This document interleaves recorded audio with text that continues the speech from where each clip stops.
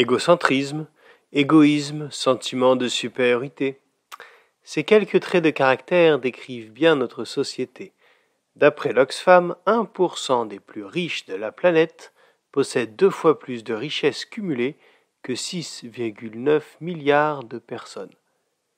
Indéniablement, ce chiffre est choquant. Mais avant de juger les très grands riches qui règnent dans ce monde, n'oublions pas de relever que 97% des Français appartiennent aux 30% les plus riches du monde.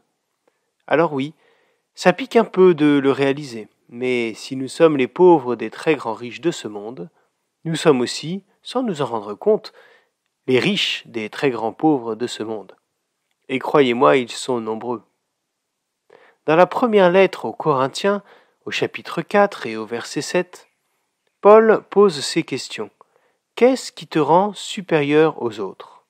Tout ce que tu as, c'est Dieu qui te l'a donné, n'est-ce pas? Et si tu l'as reçu, pourquoi t'en vanter comme si tu ne l'avais pas reçu? De quelle façon regardons-nous les autres? Ceux qui ne sont pas de notre rang social, j'entends. Oui, c'est vrai, notre situation financière peut être due à notre travail, à notre persévérance et à notre volonté. Mais il y a une part non négligeable de facteurs que nous ne maîtrisons pas qui entrent aussi en ligne de compte, reconnaissons-le. Dans quel pays, dans quelle ville ou dans quel quartier sommes-nous nés? Garçons ou filles, blancs ou noirs, riches ou pauvres, en bonne santé ou handicapés? Alors, si je ne suis pas le seul responsable de ma réussite, de quel droit puis-je regarder avec supériorité un sans-abri, un chômeur de longue durée, un migrant, un drogué? Vous savez, toutes ces personnes que la société préfère oublier.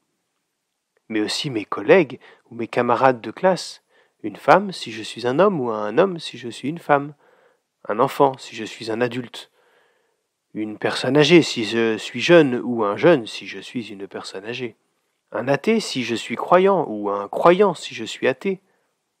Je pourrais continuer longtemps cette liste, vous l'avez compris. Mais la vérité, c'est que nous avons tous la même valeur aux yeux de Dieu. Nous n'avons aucune légitimité pour nous positionner au-dessus de nos semblables. Et c'est pour cela que Jésus résume toute la loi par cette simple phrase. Tu aimeras le Seigneur ton Dieu de tout ton cœur, de toute ton âme, de toute ta force et de toute ta pensée, et ton prochain comme toi-même. Bonne journée à vous.